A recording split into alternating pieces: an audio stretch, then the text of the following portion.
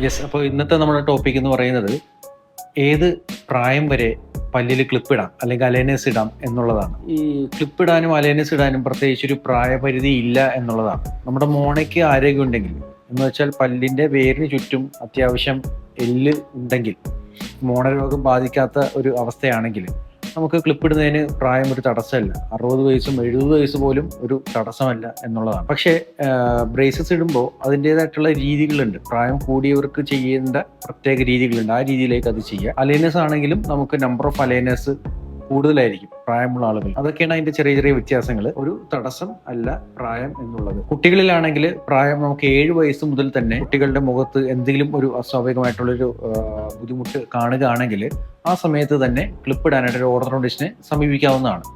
വിരൽ കുടിക്കുന്ന കുട്ടികളാണെങ്കിലോ 4 വയസ്സ് വരെ വിരൽ കുടിക്കൽ നോർമലായിട്ടാണ് കണക്കാക്കുന്നത്. 4 വയസ്സ് കഴിഞ്ഞാൽ അത് കറക്റ്റ് ചെയ്യാനുള്ള പ്രത്യേകം ക്ലിപ്പുകളും ഉപയോഗിക്കേണ്ടി വരും.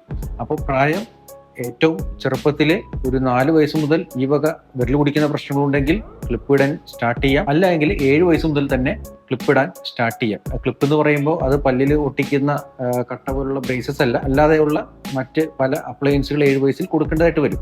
അത് ആ കുട്ടിയുടെ പ്രശ്നം അനുസരിച്ച് ആണ് ആ ക്ലിപ്പ് ഡിസൈഡ് ചെയ്യുക. അതുപോലെ പ്രായവുമായിട്ട് ബന്ധപ്പെട്ട ഷുഗർ ഉള്ള ആളുകൾ, ഡയബറ്റീസ് ഉള്ള ആളുകൾ, അത് പ്രത്യേകം ഡോക്ടറോട് പറയുകയും അതുമായി ബന്ധപ്പെട്ട് ക്ലിപ്പിലും അലൈനേഴ്സിലും മാറ്റങ്ങൾ വരുത്തേണ്ടതായിട്ടുണ്ടാകും. അതുപോലെ ആസ്പിരിൻ കഴിച്ചുകൊണ്ടിരിക്കുന്ന ആളുകളാണെങ്കിലും പ്രത്യേകം ഡോക്ടറെ അത് ഇൻഫർമേഷൻ കൊടുക്കേണ്ടതാണ്. അതുമായിട്ട് ബന്ധപ്പെട്ടും അലൈനേഴ്സിൽ വ്യത്യാസങ്ങൾ വരുത്തേണ്ടതായിട്ടുണ്ട്.